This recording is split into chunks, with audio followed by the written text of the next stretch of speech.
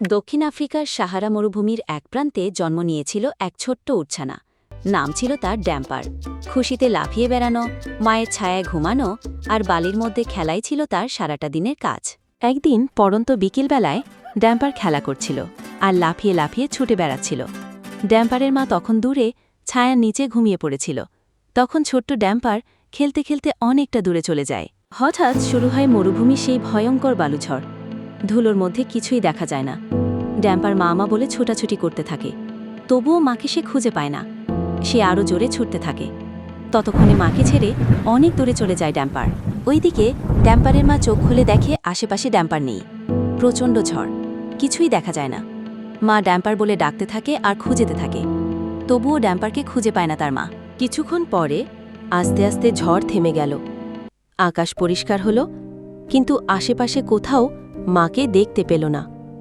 তারপর ধীরে ধীরে শুরু হয় একা পথ চলা, মায়ের খোঁজে। হাঁটতে হাঁটতে তৃষ্ণায় গলা শুকিয়ে গেল, ক্লান্ত হয়ে পড়ল। আশেপাশে কোথাও একটু জলও পেল না। অন্ধকার নেমে এলো। ক্লান্ত ও তৃষ্ণার্ত শরীরে কোনো এক অজানা জায়গায় বসে মা বলে ডাকতে ডাকতে ঘুমিয়ে পড়ল।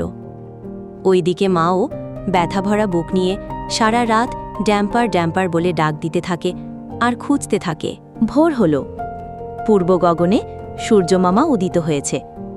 স্নেহের সুবাস যেন ড্যাম্পার নাকে প্রবেশ করেছে। হঠাৎ ঘুম ভেঙে যায়।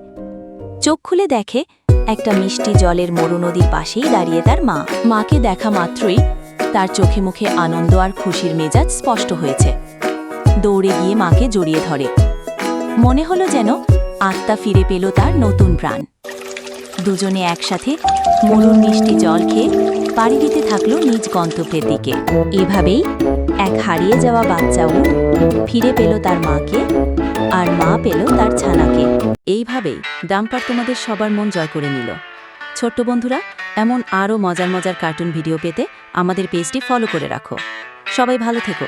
আসছি পরের ভিডিও নিয়ে। ধন্যবাদ।